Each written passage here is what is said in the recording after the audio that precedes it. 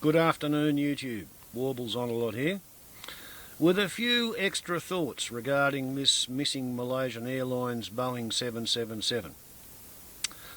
Following my recent post where I talked about how if it has been hijacked and if it had 10 hours worth of fuel on takeoff for an 8-hour flight, then it couldn't possibly have gone any further than Pakistan. So the spate of media reports suggesting that it may have gone as far as the Caspian Sea and landed in Kazakhstan, they're just way off base. One of my subscribers, Ron Harper, asked me to explain again in detail what I thought might have happened to it, and because I like to try and be fair-minded, I did stretch my brain to come up with a random, natural, accidental chain of events which may have led to the sequence of events that we have observed. Now, the sequence of events that we have observed, just to run through them, is that an aeroplane took off a bit over a week ago from Kuala Lumpur for an 8-hour flight to Beijing, which is the blue line heading to the northeast. But when it was 1 hour out, and I've got these dividers set on 350 miles an hour cruising speed, when it was 1 hour out of Kuala Lumpur, it switched off its transponder. Now, a transponder is a bit of circuitry, which means that when the aircraft's antenna receives a radar signal from the ground, the circuitry amplifies the signal and retransmits it, and it encodes information into the signal. One of my subs, 55L or 2007K, suggested that without the transponder you can't tell what altitude the aircraft's at. Got to disagree with you there, Ella. During the Second World War, transponders were known as IFF, Identification Friend or Foe, and Allied aircraft had transponders. The Germans tended not to have them in the first part of the war, and it was how the Royal Air Force radar operators could tell whether they were tracking a friendly aircraft or an enemy aircraft. If it had its IFF turned on, you could see a circle around it, and it glowed. More recent transponders, as I said, they encode information in which gives you the identity of the aircraft. So instead of just a little dot on your radar screen, you get a dot with a circle around it and a little box of information that has numbers and letters as a code. But without the transponder, a more powerful radar, a military radar, will still pick up the reflected echo, and the military radar is quite capable of telling what altitude it is. That's something that they've always been able to do from the very earliest inception of radar. So you switch the transponder off, and on the civilian radar the image fades and becomes pretty hard to notice. On the military radar, however, it would still continue to paint an image, and according to the Malaysians, it crossed the Malayan Peninsula either over the top of Thailand, roughly flying over Phuket, or at the peninsula's narrowest point on the Thailand-Burmese border, and it was either heading west for India or northwest for India. And that's the last anybody saw of it. On radar, disappearing over the north end of the Malaccan Straits, and therefore when the Malaysians finally accepted the fact that it was not in the South China Sea, they started looking for it in the Malaccan Straits, but they couldn't find it there. Then came the startling news that, according to Rolls-Royce in England, the engines had continued to telemeter data to a satellite, which then tweeted Rolls-Royce head office in Britain. And that information said the engines ran for 5 hours after takeoff, which means 4 hours after the point of diversion. So if you add those two figures together, we get a distance that it may have possibly flown towards the northwest, the west, or even conceivably toward the southwest. On this map, I have shown 4 hours from the point of diversion as covering half of Indonesia, and Vietnam, Kampuchea, Laos, Thailand, big bits of Burma, but that's not the direction that the last known radar signature said it was going in. It wasn't going that far north. But over towards here, yeah, that starts to look interesting. Now, I've drawn it this way just more or less for the fun of it. In theory, it's unlikely that it would have diverged to the southwest until about this point here. Right, but just for the sake of symmetry, yeah, I've said maybe it actually took off across there, but I'm pretty sure it didn't. I'm pretty sure it was in that 45-degree segment, which is why in an earlier movie I said, well, maybe you should look for it in the Andaman Islands. However, a gentleman who, by the look of his name, knows a fair bit more about it than I do, he suggests that the only runway long enough to cope with a Boeing 777 in the Andaman Islands is under the control of the Indian Navy. And unless you've got some advanced conspiracy theory which involves the Indian Navy, it did not land there. Besides, it would have had to fly around the Andaman Islands for at least an hour in order to synchronise with the engine telemetry, which says it flew for 5 hours. 5 hours after takeoff, 4 hours after the point of diversion, and you've got it reaching this pink line of extension there. Okay, so that's 1 hour, 2 hours, 3 hours, 4 hours. Right? It doesn't get it as far as India, but it may have got it to Burma or Thailand or Laos or Vietnam, perhaps even into southern China, if the aircraft was to turn right after departing on that course. Okay, so we're either postulating that the pilot or the co-pilot overpowered their cockpit mate and set off on an extremely complicated way to commit suicide, or we're postulating that perhaps during the aircraft's last major scheduled maintenance, somebody who had access via connections at Boeing got into the cockpit and made a few extra connections, added a few circuits, so that while the aircraft was airborne, a satellite downlink was able to take command of the autopilot and fly it off course somewhere else. But if that happened, the engine still shut down 5 hours later. Now, I do not believe that any would-be insurgent group looking for a one-aircraft bomber force would be capable of getting in there. I don't believe any insurgent groups have the technology to do satellite downlink drone control of an airliner.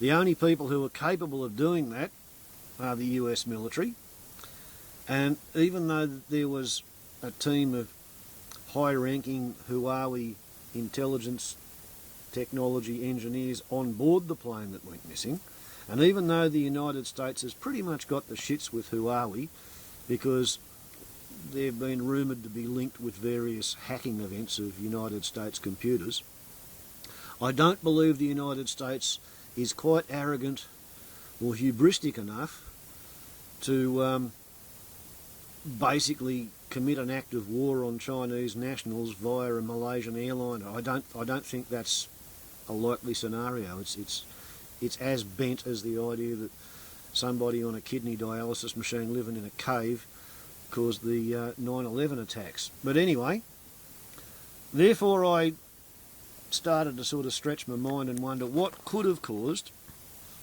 an aircraft which was on course for Beijing to have suddenly, spontaneously at 35,000 feet, dropped its nose, rotated 90 degrees, levelled its wings, descended, pulled out of its dive just barely above the waters in the Malaccan Straits or the Andaman Sea, having apparently squeezed across the mountains that run up the spine of the Malaysian Peninsula, and then flown for 4 hours after the diversion point, whereupon the engine shut down and the wreckage is apparently somewhere at the bottom of the Bay of Bengal. Are there any circumstances which by the doctrine of Ockham's razor, which says we should not multiply entities and we shouldn't invent more and more complicated factors. Are there any natural circumstances that could do this? And as a bit of a brainwave, although it was in fact mentioned in the thread under my very first movie on this subject, there is something that could have done it. Alright, now we've got the aircraft. We'll put it on track there. It goes like this. The Earth rotates around its own axis, and the Sun comes up in the east, which means the Earth is rotating from west to east, as seen by the surface of the Earth. That means that any object entering the Earth's atmosphere is going to have a velocity of somewhere around 900 miles an hour at the equator, moving from east to west, because the Earth is moving under it. That's in addition to any other directional velocity that the object may have relative to the Sun or the Moon or the Earth or anywhere else. And let's face it, it's unlikely to be hovering in orbit. It's probably got some other velocity or delta V built up in another direction. But it comes into the Earth's atmosphere from above, and it's more likely to be moving from east to west than to be moving from any other direction, statistically.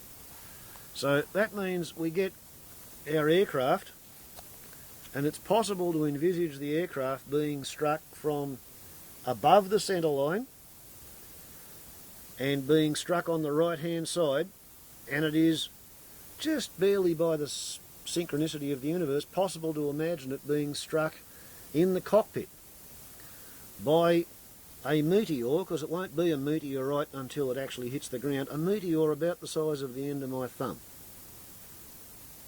Okay?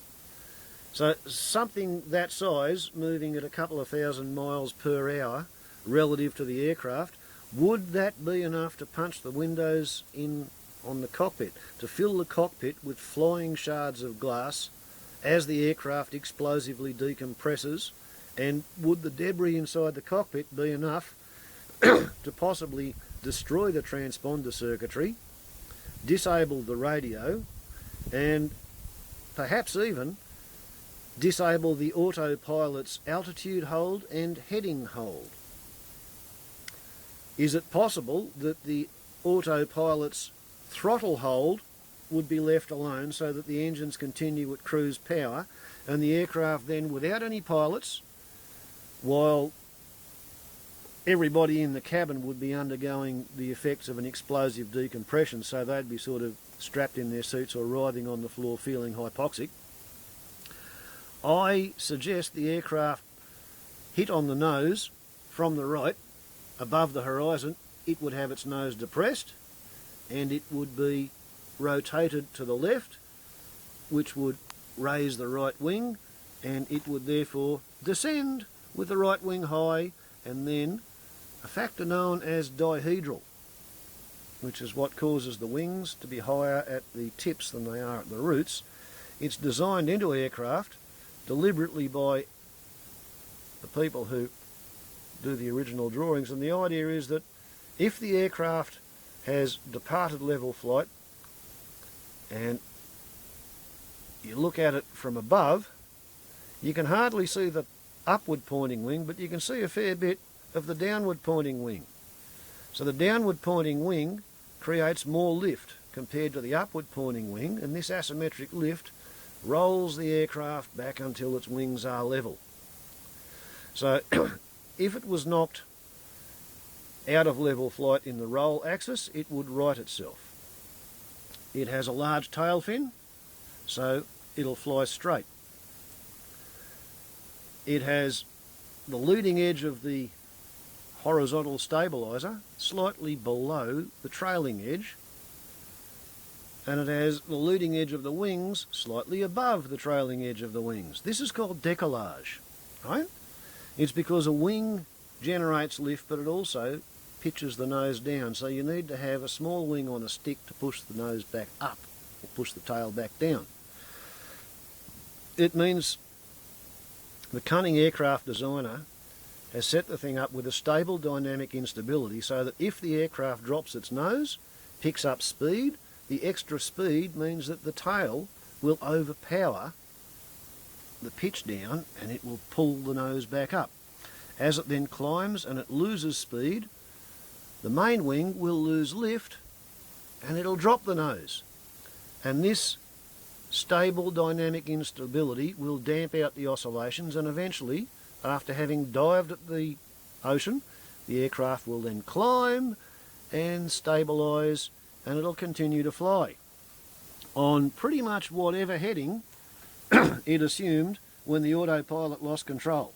And it will then continue to fly until the fuel is exhausted in the tanks which were feeding the engine when human control in the cockpit was removed from the system. And that would, in my mind, account for the observed situation. A random, coincidental, entirely synchronicitous meteorite hit or meteor hit on the cockpit at 35,000 feet and 350 miles per hour, heading from Kuala Lumpur to Beijing, kills the crew, rotates the aircraft through 90 degrees onto an entirely different heading, puts the nose down so that it descends until the stable dynamic instability can pull it out just before it hits the ocean, and so it is tracked by the Malaysian military heading in the direction of India. 5 hours after takeoff, the main tank runs out of fuel, and because there's nobody in the cockpit to switch over to the next fuel tank in the wing, therefore the engine's cut out and it falls in the ocean. Thus, and because, I believe the authorities are entirely correct when they look for the aircraft halfway between the Andaman Islands and Calcutta, halfway between the Andaman Islands and Visakhapatnam, halfway between the Andaman Islands and Madras, or halfway between the Andaman Islands and Sri Lanka. I think the likelihood of it being found anywhere else is extremely remote, although the likelihood of it being found at all is extremely remote.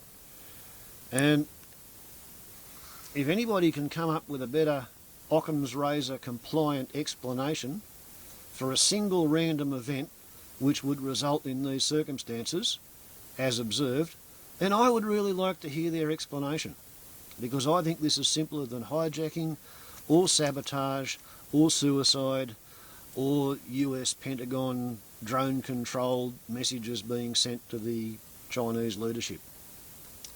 At least that's what I think. What do you reckon, Mrs. Bowerbird? Is that a good explanation? Warbles on a lot to YouTube. Ciao.